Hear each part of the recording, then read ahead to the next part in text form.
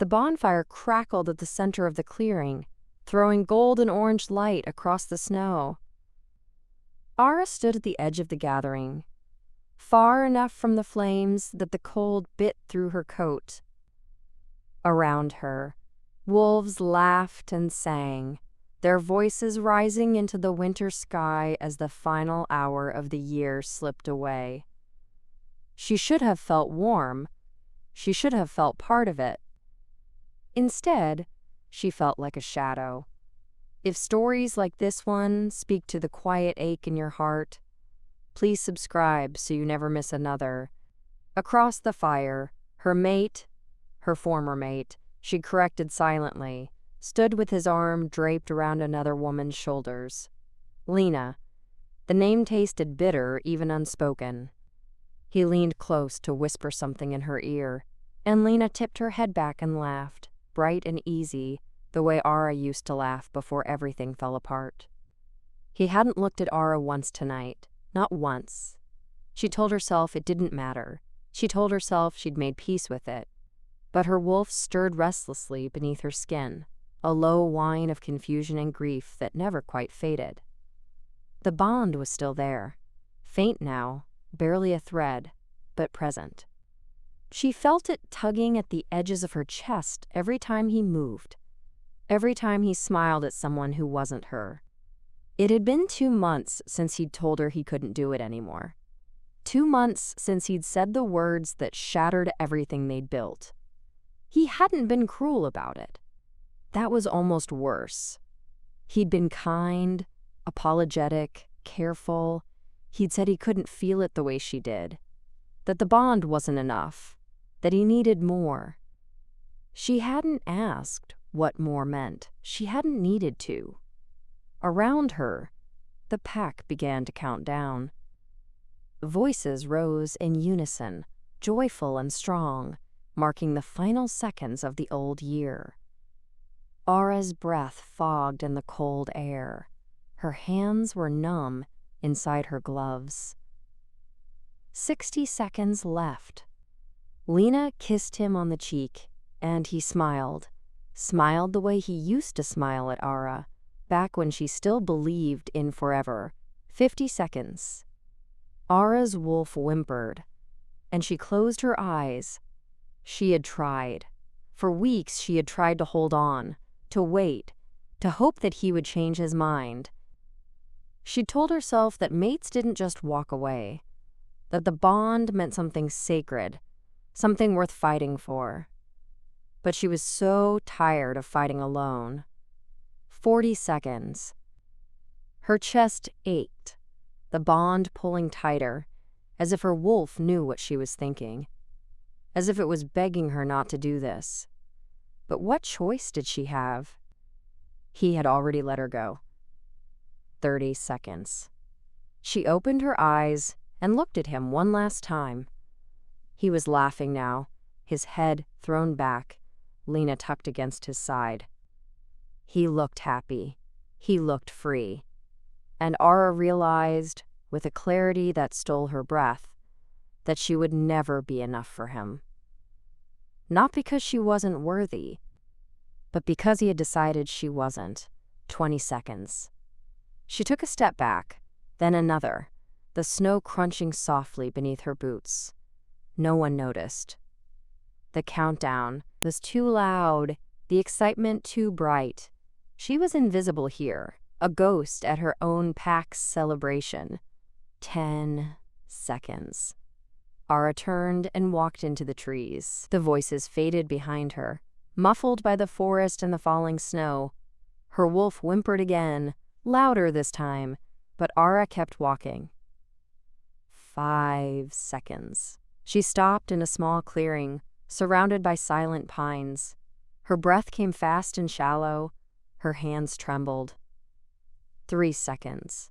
She pressed her palm to her chest, over her heart, where the bond lived, where it had lived for so long. 2 seconds. "I'm done," she whispered. 1. The pack erupted in cheers behind her, distant and joyful, welcoming the new year. Ara closed her eyes and let go. She didn't know how to describe what happened next. It wasn't like cutting a rope or breaking a chain. It was softer than that. Quieter. She simply released it. She stopped holding on, stopped hoping, stopped believing that love could survive when only one person was willing to carry it. The bond unraveled. It didn't snap. It didn't scream. It simply faded, like smoke dissolving into air, until there was nothing left but silence. Ara gasped, her knees buckling. She caught herself against a tree, bark rough and cold beneath her palms. Her wolf had gone still. Completely still. For the first time in months, there was no pull, no ache, no restless longing clawing at her ribs. There was nothing. She waited for relief. She waited to feel lighter, freer, the way she'd imagined she would.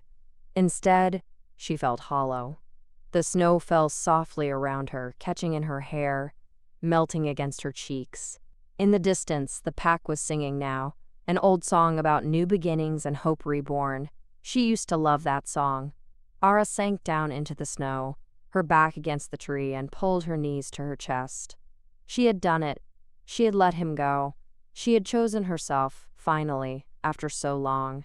So why did it feel like she'd lost something she would never get back? Her wolf didn't answer. Her wolf was silent, curled up somewhere deep inside, nursing wounds Ara couldn't see. She sat there for a long time, alone in the snow, as the new year began without her. When she finally stood, her legs were stiff and cold, and the clearing felt emptier than before. She brushed the snow from her coat and started back toward the village, moving slowly, carefully, like someone learning to walk again after a long illness. The bonfire was still burning when she emerged from the trees. The pack had scattered into smaller groups now, talking and laughing, passing flasks and sharing embraces. No one noticed her return. No one noticed when she slipped past the gathering and headed toward her small cabin at the edge of the village. She didn't look for him. She didn't need to. He wasn't hers anymore, and she wasn't his. Inside her cabin, the air was cold and stale. She hadn't been home much lately, spending most of her time walking the borders or sitting in the forest, trying to escape the weight of her own heartbreak. Ara built a small fire and sat in front of it, watching the flames dance and flicker. Her wolf was still silent. The hollow feeling in her chest hadn't faded. But beneath it, buried deep, was something else. Something small and fragile, but real. Relief. Not the kind she'd expected. Not joy or freedom or triumph. Just relief. She didn't have to hope anymore. She didn't have to wait. She didn't have to pretend that everything would be okay if she just held on a little longer. It was over. And maybe, somewhere down the line, that would be enough. Ara pulled a blanket around her shoulders and closed her eyes, letting the warmth of the fire seep into her bones. Outside, the new year stretched ahead, unknown and uncertain. But for the first time in a long time, it was hers alone. Ara woke to pale morning light slanting through the frost-edged window. For a moment, she didn't remember. She lay still beneath the blanket, staring at the ceiling, feeling almost normal. Then she reached inward, the way she always did, searching for her wolf, and found nothing. Not silence, not stillness, nothing. The hollow feeling rushed back, sharper now in the cold light of day. Ara sat up slowly, her body stiff and aching. The fire had burned down to ash. The cabin was freezing. She wrapped the blanket tighter around her shoulders and pressed a hand to her chest. The bond was gone. She'd known it would be. She'd chosen it. But knowing and feeling were two different things, and the emptiness where the bond had lived felt wrong, like a missing tooth her tongue kept searching for. Ara stood and moved to the window, looking out at the snow-covered village. Smoke rose from chimneys. A few wolves moved between the cabins, bundled against the cold. Everything looked the same as it had yesterday. but nothing was. She splashed cold water on her face from the basin and dressed quickly, pulling on thick socks and her warmest sweater. She wasn't sure what to do with herself. She didn't want to see anyone. Didn't want to explain or answer questions or pretend she was fine. She was building up the fire again when the knock came. 3 sharp raps, firm and deliberate. Era froze, her hand still on the poker. She wasn't expecting anyone. No one ever came here. The knock came again, louder this time. She set the poker down and crossed to the door, her heart beating faster than it should. When she opened it, she found the pack beta standing on her step, his expression unreadable. "Ara," he said, his voice polite but cool. "The Alpha King has summoned you." She blinked. "What?" "You're to come with me. Now." Her stomach dropped. "Why? What does he want?" The beta's gaze flicked past her, into the cabin, then back to her face. He didn't say, "But it wasn't a request." Ara's mouth went dry. Veyron. The Alpha King. She'd never met him, though everyone knew his name. He ruled the northern packs with a steady hand, respected and feared in equal measure. He didn't involve himself in the daily workings of the smaller packs unless something was very wrong. I haven't done anything," she said, hating how small her voice sounded. The beta's expression softened just slightly. "I didn't say you had. But he wants to see you, and we don't keep him waiting." Ara's hands trembled as she reached for her coat. She pulled it on, fingers clumsy with the buttons, and followed the beta out into the snow. They walked in silence through the village. A few wolves glanced their way, curious, but no one called out. Ara kept her eyes down, her heart pounding against her ribs. She didn't understand. Why would the Alpha King summon her? She was nobody, a broken bond, a woman who couldn't even keep her own mate. The beta led her past the main gathering hall and up a narrow path that climbed toward the ridge. The trees thinned as they walked, and the air grew colder. At the top of the hill stood a large stone house, simple but solid, with smoke rising from the chimney. The beta knocked once, then pushed the door open without waiting for an answer. "Go on," he said, stepping aside. Ara hesitated, then stepped into the warmth. The interior was quiet and clean, with wood-paneled walls and a fire crackling in a wide stone hearth. A long table sat near the window, and beyond it, a man stood with his back to her, looking out at the forest. He was tall, broad-shouldered, his dark hair streaked with silver at the temples. He wore a simple sweater and dark trousers, nothing that marked him as royalty. But the weight of his presence filled the room. He turned, and Ara's breath caught. His face was lined with age and experience, strong-featured and calm. His eyes were pale gray, steady and sharp, but not unkind. He looked at her for a long moment, his gaze moving over her face. Her posture, the way she stood frozen just inside the door. Then he spoke, and his voice was low and even, with a warmth she hadn't expected. "Ara," he said, "thank you for coming." She didn't know what to say.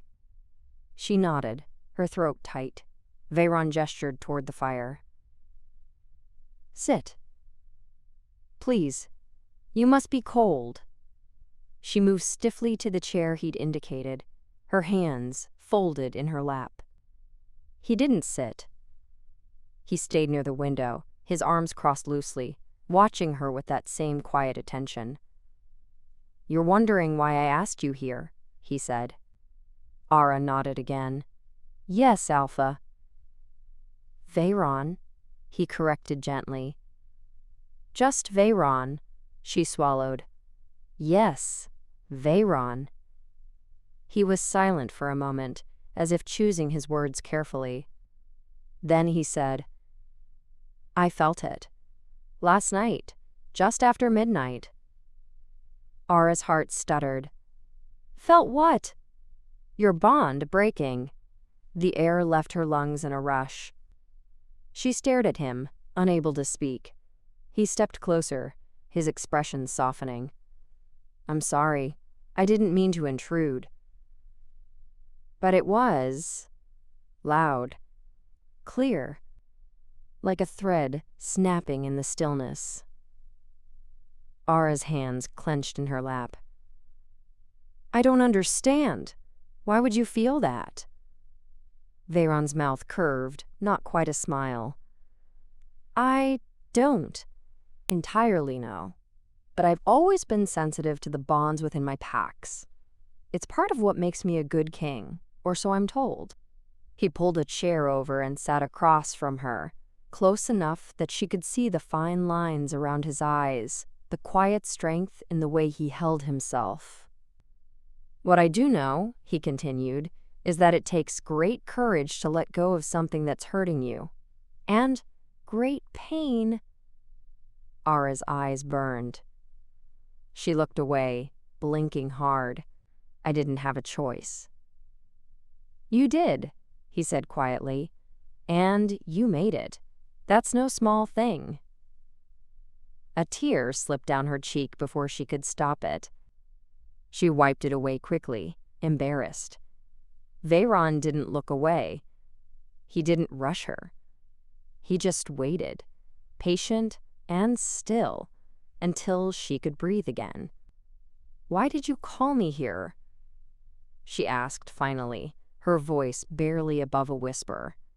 He leaned forward slightly, resting his forearms on his knees. Because I wanted to offer you something. She looked up, confused. Sanctuary, he said. A place to stay, no obligations, no expectations, just safety. For as long as you need it. Ara stared at him, her heart pounding. I don't understand. You don't even know me. I know enough, he said. I know you're alone. I know you're hurting. And I know what it's like to lose someone you thought would be there forever. Something in his voice made her look at him more closely. There was old grief there, buried deep but not forgotten. You're offering me a room? She asked slowly. Here. If you want it, he said. No strings, no pack politics. Just a quiet place to heal. Ara didn't know what to say. It felt too generous, too kind. She didn't deserve it. But the thought of going back to her cold cabin, alone, with nothing but the hollow ache in her chest for company, she couldn't. Why? She whispered. Veyron held her gaze, his gray eyes steady and warm. Because no one should have to start a new year alone. Ara's breath hitched. She nodded, once, unable to speak. Good, he said softly. He stood and moved toward a door at the back of the room. Come, I'll show you where you'll stay. She rose on shaking legs and followed him, her mind spinning, her heart fragile and bruised, but, for the first time in months, not entirely without hope. The room was small, but it was warm. A narrow bed sat beneath the window, made up with clean linens and a thick quilt.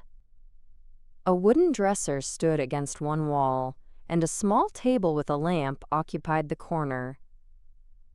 Simple. Quiet. Safe. Ara stood in the doorway, her throat tight. It's not much, Veyron said from behind her, but it's yours for as long as you need it. She stepped inside slowly, her boots soft on the wooden floor. The window looked out over the forest, snow-heavy pines stretching toward the pale sky.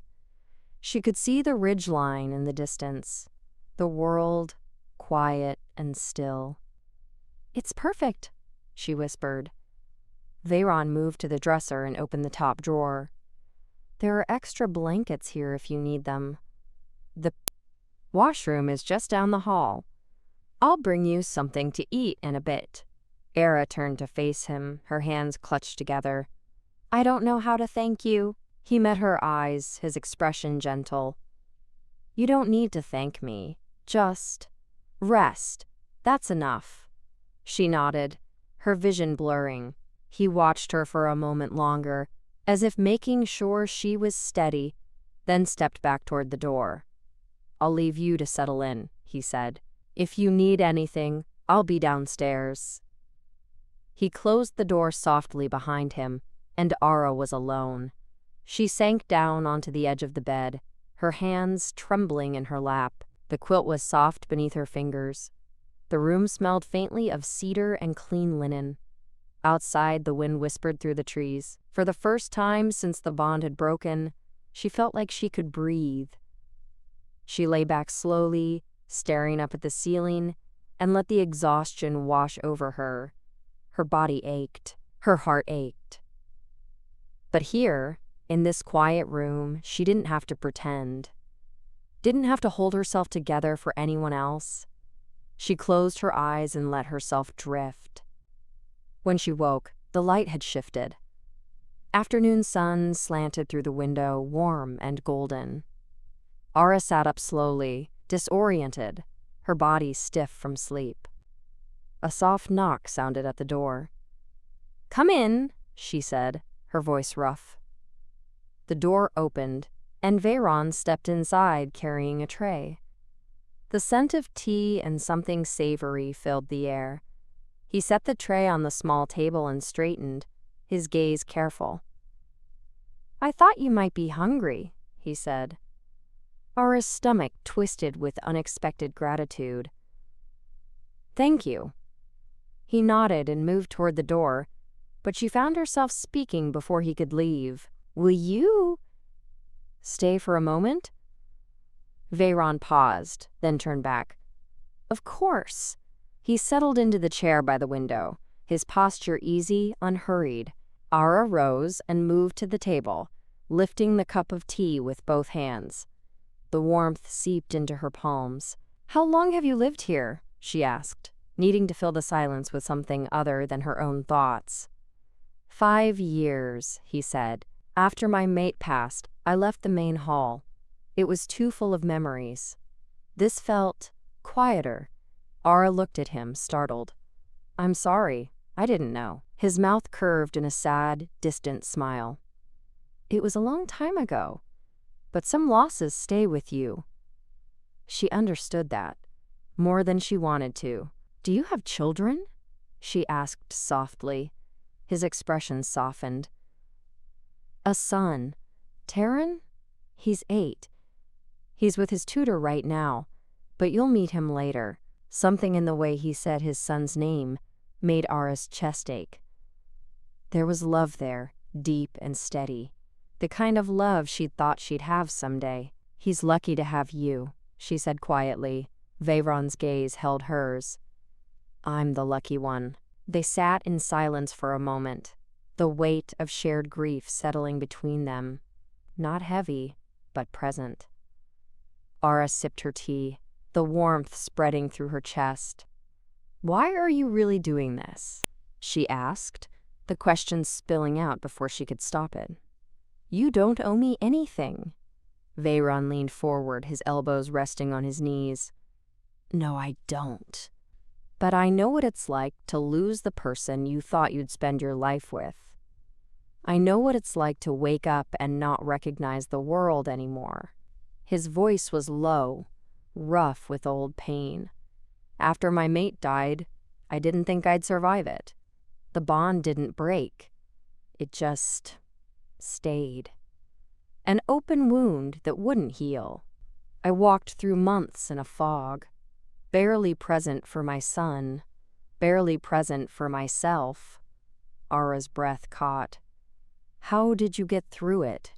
He was quiet for a long moment, his gaze distant. Time. And people who refused to let me disappear. People who showed up, even when I didn't ask, even when I didn't deserve it. He looked at her then, his gray eyes clear and steady. So I'm doing this because someone did it for me once. And because you deserve a place to land while you figure out who you are now. Ara's throat tightened. She set the cup down carefully, afraid her hands would shake. I don't know who I am anymore. You will, he said gently. It just takes time. She wanted to believe him. She wanted to believe that the hollow ache in her chest would fade, that her wolf would wake again, that she'd feel whole someday. But right now, she just felt tired. Thank you, she whispered, for this, for all of it. Veyron stood, his movements slow and careful. Rest as much as you need. No one will bother you here. He moved to the door, then paused, glancing back at her. And Ara? She looked up. You're stronger than you think. He left before she could respond, the door clicking softly shut behind him. Ara sat alone in the golden afternoon light, his words echoing in her mind. She didn't feel strong. She felt broken, hollow, lost. But maybe that was where strength began. In the choosing to keep going, even when everything inside you wanted to stop. She finished her tea slowly, then moved to the window. The forest stretched out before her, endless and quiet. Somewhere out there was the pack she'd left behind, the life she'd walked away from, the man who had let her go. But here, in this small, warm room, none of that mattered. Here, she was just Ara.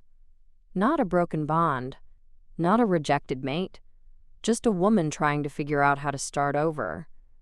She pressed her palm to the cold glass and closed her eyes. One breath, then another. That was all she had to do right now. Just keep breathing. Later, as the sun began to sink toward the horizon, Ara heard voices downstairs. A child's laughter, bright and unguarded, followed by Veyron's low rumble of response. She stood at the top of the stairs, uncertain, her hand on the banister. She didn't want to intrude. This was their home, their life. She was just a guest. But Veyron's voice called up to her, warm and easy.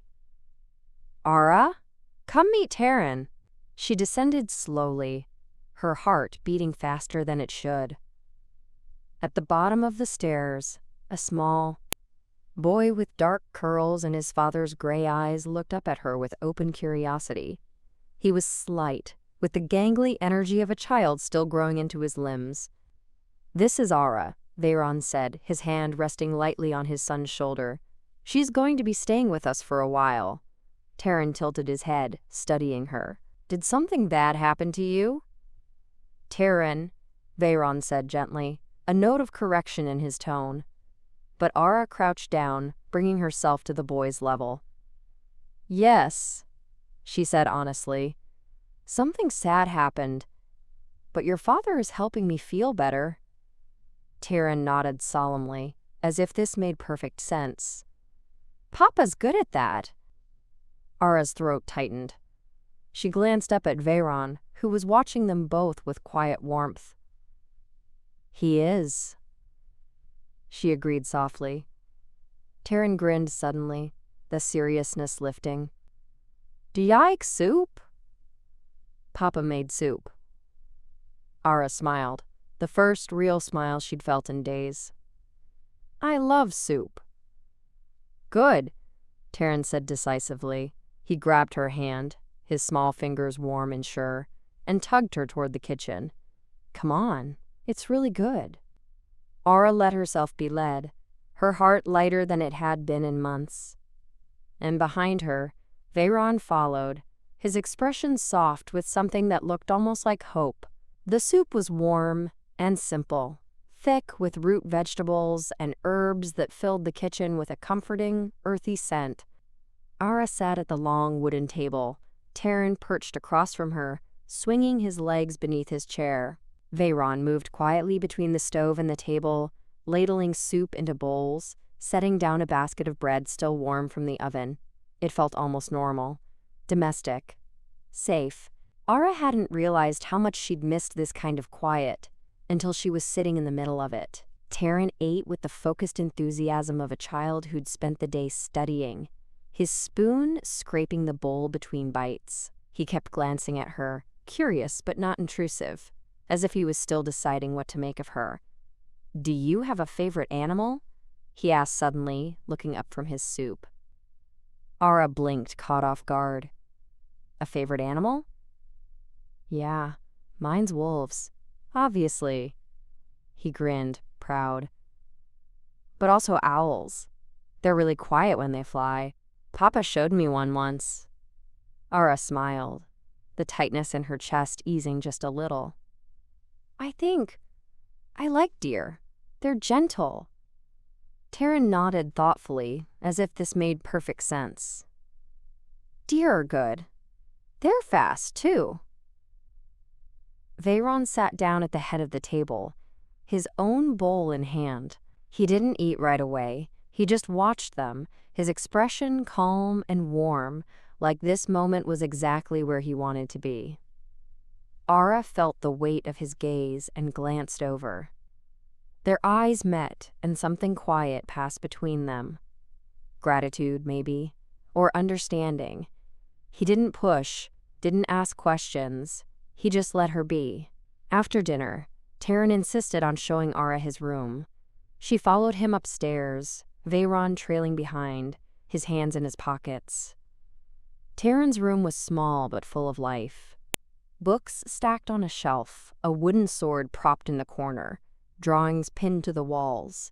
Most were of wolves, running or howling or standing proud beneath a full moon. "I drew these," Taryn said, pointing at the pictures. "Papa says I'm getting better." "They're wonderful," Ara said, and she meant it. There was something raw and honest in the lines, the kind of creativity that hadn't been taught or polished yet. Taryn beamed. Then he picked up a small, carved wolf from his bedside table and held it out to her. "Papa made this for me when I was little." Ara took it carefully, turning it over in her hands. The wood was smooth and warm, the details fine and precise. She could see the care in every curve, every line. "It's beautiful," she said softly.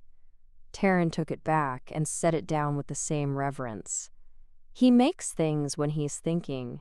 He made me a whole set once. A whole pack."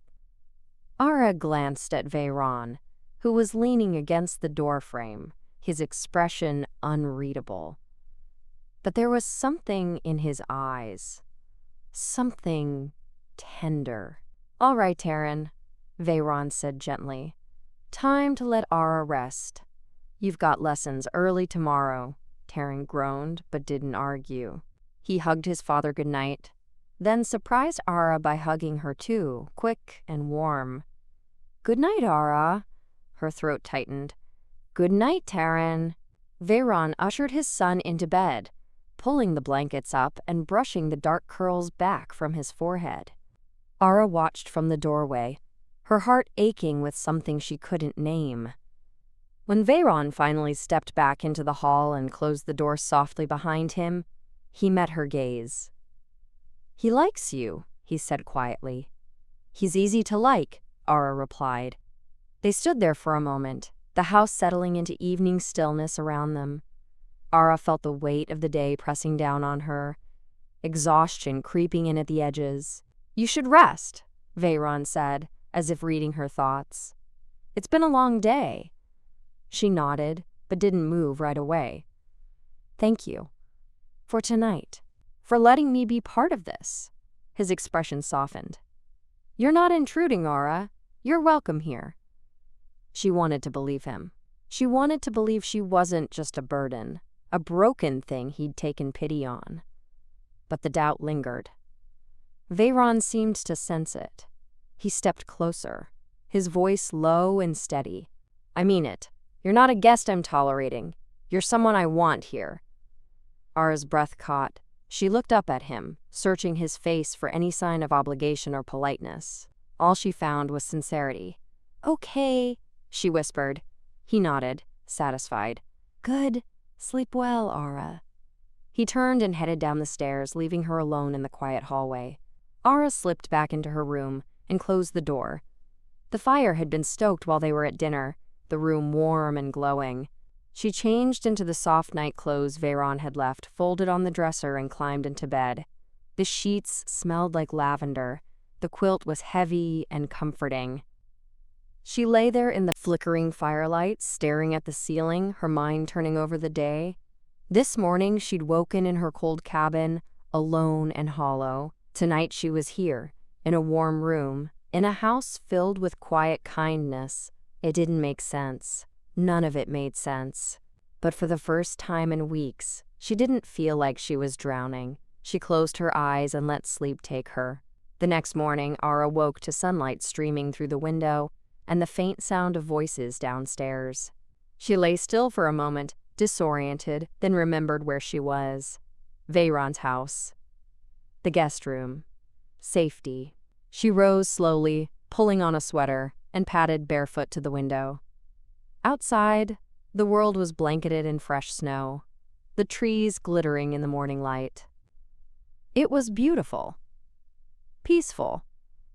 She made her way downstairs, following the sound of Taryn's voice. He was seated at the kitchen table with a book open in front of him, reading aloud while Veyron prepared breakfast at the stove. Neither of them looked up right away, and Ara stood in the doorway, watching. There was something about the scene that made her chest ache. The easy rhythm between father and son, the warmth that filled the space without effort. She'd wanted this once. A life like this. A family like this. Veyron glanced over his shoulder and saw her. His expression brightened. "Good morning. I hope we didn't wake you." "You didn't," she said, stepping into the room. "I slept better than I have in weeks." He smiled, pleased. "Good. Sit. Breakfast is almost ready." Ara took a seat beside Taryn, who grinned at her. "Papa's making eggs. And bacon. Lots of bacon. Lots of bacon," Veyron confirmed, sliding a plate in front of her a moment later. Ara stared down at the food, her throat tight. It was such a small thing, a plate of eggs and bacon. But it felt like more. It felt like care. "Thank you," she said softly. Veyron met her gaze across the table. "You're welcome." They ate together, the morning light warming the kitchen, and for a little while, Ara let herself forget everything else. The hollow ache. The broken bond. The life she'd left behind. Here, in this moment, she was just a woman sharing breakfast with people who didn't ask her to be anything more than she was. And that, she realized, was enough. After breakfast, Taryn disappeared upstairs for his lessons, and Veyron began clearing the table. Ara rose to help, but he waved her off. "You don't have to do that," he said. "I want to," she replied. He paused, studying her, then nodded. "All right." They worked together in comfortable silence, washing and drying dishes, the rhythm easy and unforced. Ara found herself glancing at him now and then, taking in the quiet strength in the way he moved, the gentleness in his hands. He was older than her by at least a decade, his face lined with experience and loss. But there was warmth in him, a steadiness that made her feel safe. When the last dish was put away, Veyron turned to her, his expression thoughtful. "Would you like to take a walk?" he asked. "The forest is beautiful after fresh snow." Ara hesitated, then nodded. "I'd like that." He smiled, something soft and genuine, and handed her a coat from the hook by the door.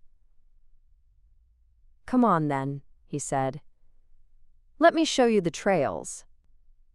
Ara pulled on the coat and followed him out into the cold, crisp morning, her heart lighter than it had been in longer than she could remember. The forest path wound through tall pines heavy with snow, the air crisp and still. Ara walked beside Veyron, her boots crunching softly in rhythm with his. He moved with the easy confidence of someone who knew every route and turn, his hands tucked into his coat pockets, his breath misting in the cold. They didn't speak at first. The silence between them felt natural, unforced. Ara found herself breathing deeper, the ache in her chest loosening with each step.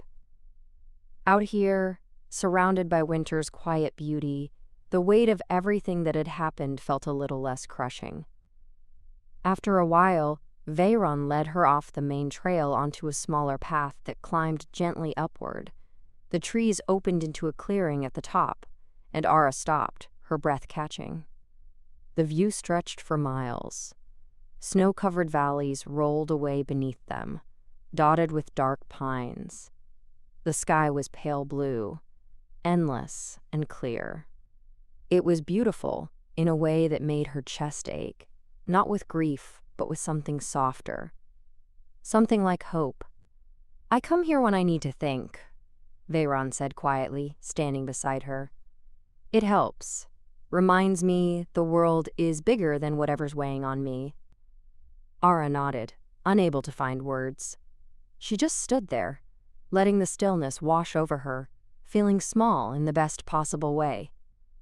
They stayed for a long moment, then Veyron gestured to a fallen log dusted with snow. "Sit with me?" She brushed off a spot and settled beside him, the cold seeping through her coat. Veyron sat close enough that she could feel his warmth, but he didn't crowd her. He just sat, gazing out at the valley, his expression distant. "I haven't brought anyone here in a long time," he said finally. Ara glanced at him, surprised. "Why not?" He was quiet for a moment, as if choosing his words carefully. "Because this place, it's tied to her. My mate. We used to come here together." Ara's throat tightened. "I'm sorry. I didn't mean to intrude on something private." "You're not intruding," he said gently. He looked at her then, his gray eyes steady and warm. "I wanted to share it with you. I think she would have liked that." Ara didn't know what to say. She looked down at her hands, folded in her lap, the cold biting at her fingertips. What was she like? Veyron smiled, something soft and sad crossing his face. Strong, stubborn, kind in a way that made you want to be better than you were. He paused, his voice roughening. She saw the best in people, even when they didn't see it themselves. "She sounds wonderful," Ara said quietly. "She was." He exhaled slowly, the sound carrying old grief. "Losing her nearly broke me. I didn't think I'd survive it. The bond stayed, just there, a constant reminder of what I'd lost. For months I walked around feeling like half of me was missing, like I'd never be whole again." Ara's vision blurred. She understood that feeling, the hollow ache. The sense that something vital had been carved out and would never grow back. "How did you keep going?" she whispered. Veyron was silent for a long moment, staring out at the snow-covered world. "Taryn," he said finally. "He needed me. He was only 3 when she died. Too young to understand, but old enough to feel the loss. I couldn't let him lose both of us." He turned to look at her, his expression raw and honest. "So I did what I had to do. I got up every morning. I fed him. I held him when he cried. I pretended I was okay until pretending became something close to real." Ara's breath hitched. "Did it ever stop hurting?" "No," he said softly, "but it changed. The pain became something I could carry instead of something that was carrying me. And eventually, I learned to live around it, to find joy again, even with the grief still there. A tear slipped down Ara's cheek. She wiped it away quickly, but Veyron had already seen.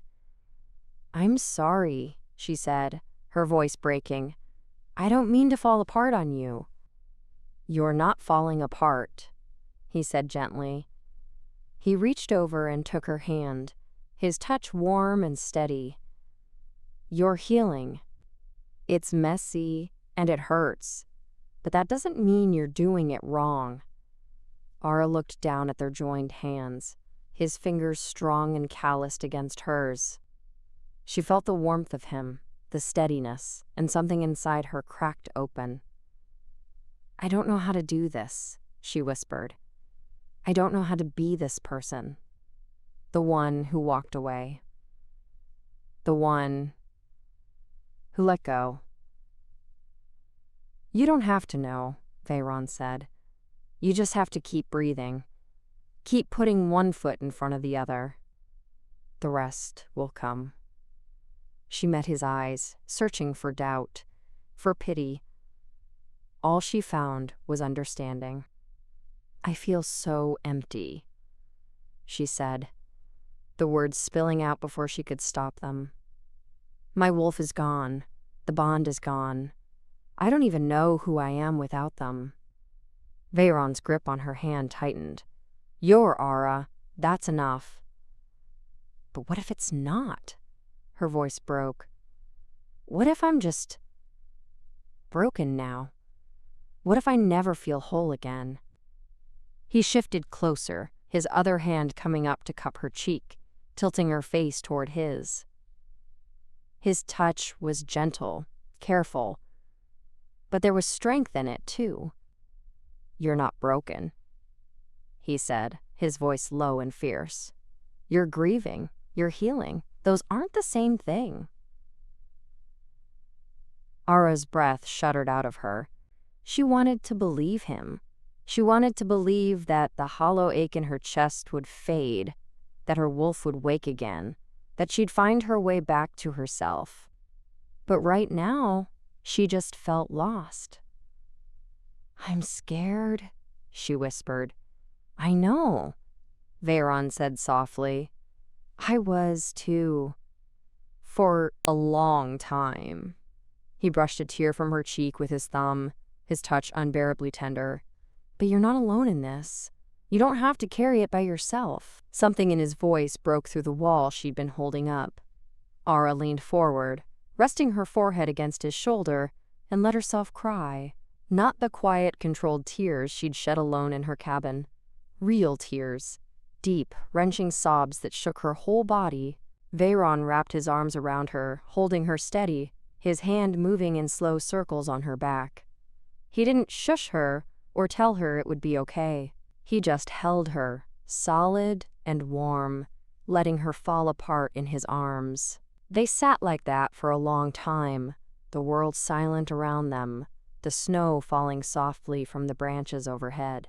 When Ara finally pulled back, her face was wet and her chest ached, but she felt lighter, like something that had been locked inside her had finally been released. "I'm sorry," she said, her voice raw. "Don't be," Veyron said. He brushed her hair back from her face, his touch lingering. "You needed that."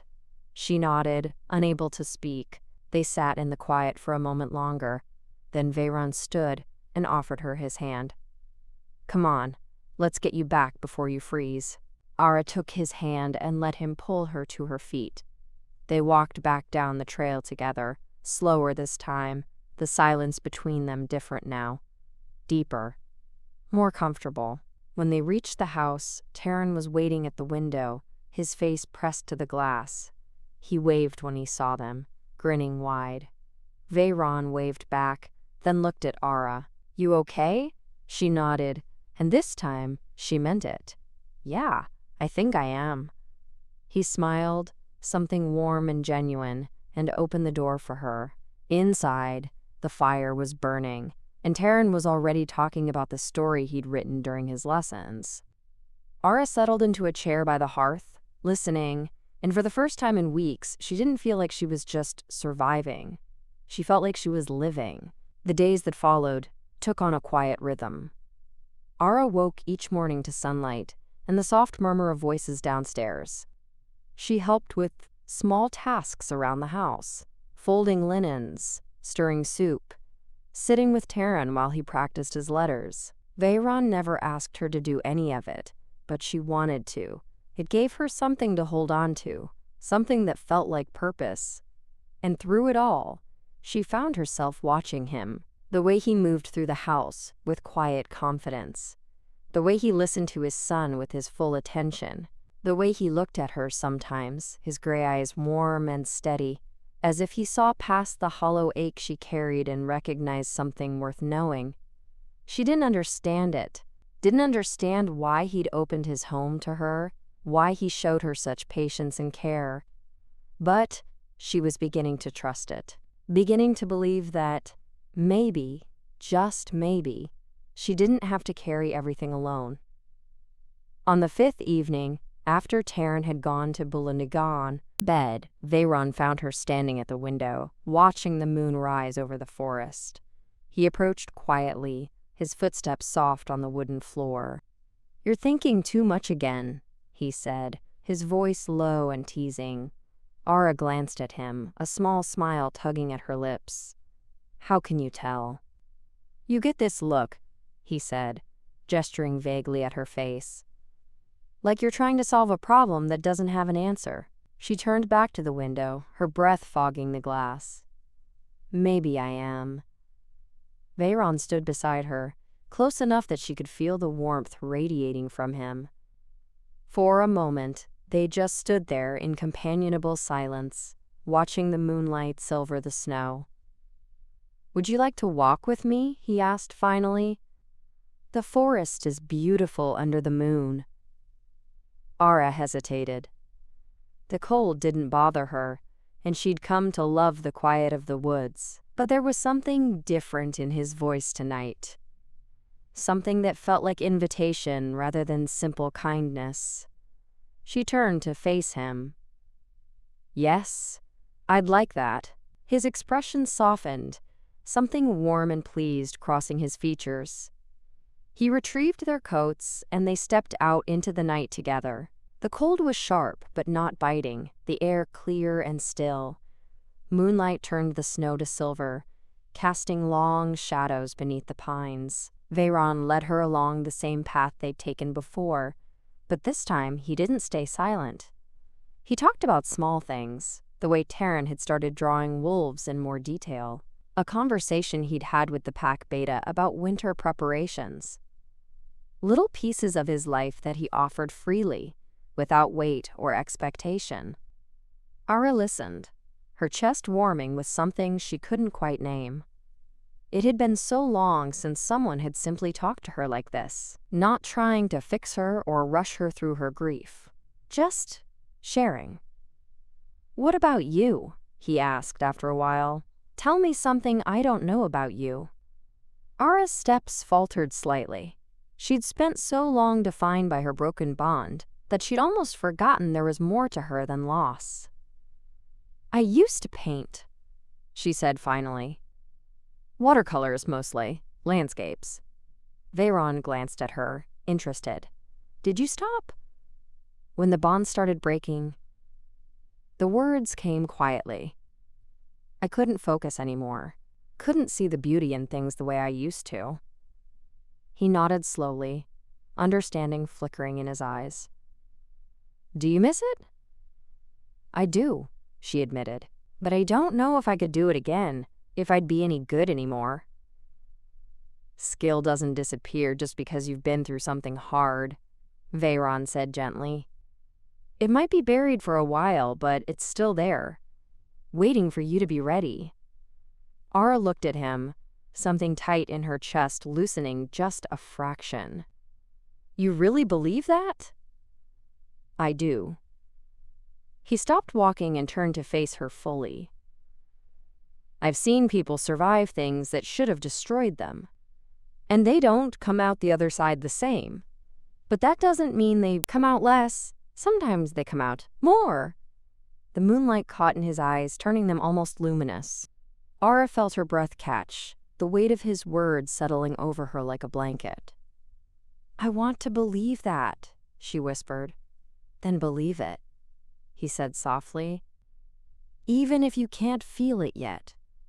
Just hold on to the possibility." They stood there in the moonlit quiet, the forest holding its breath around them.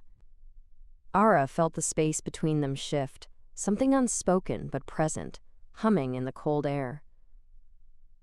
Veyron took a small step closer, not crowding, not pushing. Just closer. "Ara," he said, his voice low and careful. "I need to tell you something." Her heart kicked against her ribs. "What is it?" He hesitated, as if weighing his words. Then he reached out and took her hand, his fingers warm against hers even through their gloves. "These past days," he began, "having you here, it's reminded me what it feels like to care about someone again, not just as a king, not just as someone offering sanctuary, as a man." Ara's breath stopped. She stared at him, her mind struggling to catch up with what he was saying. "I don't want to rush you," he continued, his thumb brushing gently over her knuckles. "I don't want to push you into something you're not ready for. But I needed you to know. You're not just a guest to me anymore. You're someone I look forward to seeing every morning, someone I think about when you're not in the room." Her throat tightened, emotions crashing over her in waves. Fear, hope, confusion, longing. "I don't know if I'm ready," she said, the words barely more than a whisper. "I don't know if I have anything to give you. I'm still so hollow." Veyron stepped even closer, his free hand coming up to cup her cheek. His touch was gentle, reverent. "You don't have to give me anything," he said. "I'm not asking for promises or guarantees. I'm just asking if you'd be willing to see where this goes. To let yourself feel something again, even if it's scary." Ara's vision blurred with tears. She wanted to say yes, wanted to lean into the warmth and safety he offered. But the fear was still there, sharp and insistent. What if she let herself care and it all fell apart again? What if she gave him pieces of herself only to watch them shatter? "I'm afraid," she admitted, her voice breaking. "I'm afraid of losing something else. Of not being enough." Veyron's expression softened impossibly. "You are enough, Ara. Just as you are. Broken bond. Silent wolf. All of it. You're enough." Something inside her cracked open at those words. The wall she'd been holding up, the armor she'd wrapped around her heart, began to crumble. She looked up at him, her eyes searching his face. "What if I hurt you? What if I can't be what you need?" "Then we'll figure it out together," he said simply. "But you're not going to hurt me by being honest, by taking your time, by needing space when you need it. That's not hurt. That's trust." Ara's breath shuddered out of her. Slowly, hesitantly, she lifted her free hand and placed it against his chest. She could feel his heartbeat beneath her palm, steady and strong. "I don't know how to do this," she whispered. "I don't know how to let someone in again." "One step at a time," he said, his hand covering hers. "Starting with this." He leaned in slowly, giving her every chance to pull away. But Ara didn't move. She stayed there, rooted to the spot, her heart pounding as his lips brushed gently against hers. The kiss was soft, tender, unhurried. It didn't demand anything from her. It simply offered, warm and careful, a promise of patience and care. When he pulled back, Ara's eyes were wet. But she was smiling, something fragile and real blooming in her chest. "Okay," she whispered. "One step at a time." Veyron smiled, his thumb brushing away a tear from her cheek. "That's all I'm asking." He took her hand again, lacing their fingers together, and they began walking back toward the house. The moonlight followed them through the trees, and for the first time since her bond had broken, Ara felt the faint whisper of her wolf stirring deep inside. Not fully awake. Not yet. But there. Waiting. Hopeful. The morning of the new moon arrived quietly, the sky pale and soft. The world wrapped in that stillness that comes just before the seasons shift. Ara woke early, her body attuned now to the rhythms of this house, this life she'd begun to build. She lay still for a moment, listening to the quiet sounds filtering through the walls. Taryn's laughter somewhere downstairs. The low murmur of Veyron's voice in response. She smiled, something warm settling in her chest. Over the past weeks, the hollow ache had slowly begun to fill. Not all at once, not with fanfare or sudden revelation, but bit by bit, like water seeping back into parched earth. Her wolf had stirred more each day, still distant but no longer silent, and her heart, which she'd thought broken beyond repair, had begun to beat with something other than grief. She rose and dressed, pulling on one of the soft sweaters Veyron had quietly left folded on her dresser. When she came downstairs, she found them both in the kitchen. Taryn was kneeling on his chair, watching his father flip pancakes with intense concentration. "You have to flip it at exactly the right time," Taryn was saying seriously, "or it gets burned on one side." "Is that so?" Veyron replied, his tone grave but his eyes dancing with humor. "That's what Ara said last time." Veyron glanced over his shoulder and caught her eye, his expression softening. "Did she now?" Ara felt her cheeks warm. "I might have mentioned timing was important." "Well then," Veyron said, sliding a perfect golden pancake onto a plate, "I'll have to defer to the expert." Taryn giggled, and Ara moved to the table, her heart full in a way she was still getting used to. They ate together, the morning light spilling through the windows, warming the worn wood and filling the kitchen with gold. Ara found herself watching them both, the easy affection between father and son, the way Veyron's hand rested briefly on Taryn's head as he passed, the way Taryn leaned into the touch without thought, secure in the love that surrounded him. She wanted this, not just to witness it, but to be part of it, to belong. After breakfast, Taryn disappeared to practice his letters, and Veyron began clearing the table. Ara rose to help, but he caught her hand gently. "Walk with me?" he asked, his voice quiet. "There's something I want to ask you." Her heart kicked against her ribs, but she nodded. They pulled on their coats and stepped out into the cold morning.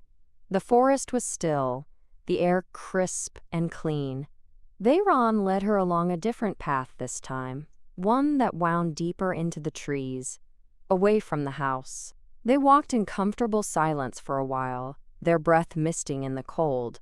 Ara felt the anticipation building between them, something unspoken humming in the space they shared. Finally, Veyron stopped in a small clearing where the morning light broke through the branches overhead. He turned to face her, his expression both tender and serious. "Ara," he began, his voice steady but carrying an edge of vulnerability she'd come to recognize. "These past weeks with you here, they've changed something in me." She held her breath, waiting. "When you first came, I thought I was just offering you sanctuary, a place to heal. But somewhere along the way, it became more than that." He reached out and took both her hands in his. "You became more than that." Ara's throat tightened, emotions swelling in her chest. I know you've been through something that nearly broke you, he continued. I know you're still healing. But I also know what I feel when I look at you. What I feel when you're near. He paused, his gray eyes searching hers. I'm asking if you'd consider staying. Not as a guest. Not as someone I'm helping. But as someone who belongs here. With me. With us. The words hung in the cold air between them, gentle but weighted with hope. Ara felt tears prick her eyes. She looked down at their joined hands, his fingers strong and warm around hers. For so long she'd believed she'd never feel whole again. Never feel safe. Never feel wanted. But standing here, with this man who'd shown her nothing but patience and care, she realized she'd been wrong. She wasn't broken. She was healing. And healing meant learning to trust again, learning to open herself to the possibility of love. I was so afraid, she said quietly, her voice thick with emotion. Afraid that I'd never be enough, that I'd lost too much to ever give anyone anything real. Veyron stepped closer, his hand coming up to cup her cheek. You've already given me more than you know. Your honesty, your courage, the way you are with Taryn, the way you've let yourself be vulnerable, even when it scared you. His thumb brushed gently across her cheekbone. That's everything, Ara. That's more than enough. A tear slipped free, and she didn't try to stop it. I want to stay, she whispered. I want to be part of this, part of your life, part of Taryn's life. Her voice broke. I want to try again, to love again. Something fierce and tender flashed in Veyron's eyes. Then stay, he said softly. Stay, and let me love you the way you deserve. Let us build something together, something that's ours. Ara nodded, unable to speak past the tightness in her throat. Veyron pulled her gently into his arms, and she went willingly, pressing her face against his chest. She could hear his heartbeat, steady and strong, and she let herself believe in it. Believe in him. Believe in the possibility of a future she thought was lost forever. They stood like that for a long moment, wrapped in each other's warmth, the forest quiet and still around them. When they finally pulled apart, Veyron smiled down at her, his eyes bright. Come on, he said, lacing his fingers through hers. Let's go tell Taryn. They walked back to the house hand in hand, and when they stepped inside, Taryn looked up from his desk by the window. His eyes went wide when he saw them. Then a slow, delighted grin spread across his face. Does this mean Ara's staying forever? He asked, his voice hopeful. Veyron glanced at Ara, something soft and warm in his expression. If she wants to. Ara crouched down so she was level with Taryn. I want to, she said gently. If that's okay with you. Taryn threw his arms around her neck, nearly knocking her over. Yes, I want you to stay. Ara closed her eyes, holding him tight, her heart so full it ached. When she pulled back, she found Veyron watching them both, his expression unguarded and impossibly tender. He reached down and helped her to her feet, then pulled them both close. The three of them stood there together, wrapped in each other's warmth, and Ara felt something shift deep inside her. Her wolf stirred, stronger now, no longer silent but soft and present, as if it too recognized this place as home. Later, as the sun climbed higher and warmed the kitchen, they sat together at the table. Taryn chattered about the new drawings he wanted to make, something about wolves and stars. Veyron poured tea and passed Ara the honey, their fingers brushing in a way that made her heart flutter. She looked around the table, at the faces that had become so dear to her, and realized she wasn't just surviving anymore. She was living, she was healing, she was loved. And for the first time since her bond had broken, she felt whole. Not because someone had fixed her, not because the pain had disappeared, but because she'd learned to carry it alongside hope. Alongside love. Alongside the quiet, steady promise of tomorrow. Veyron caught her eye across the table and smiled, something private and warm passing between them. Ara smiled back, her heart light and sure. She was home.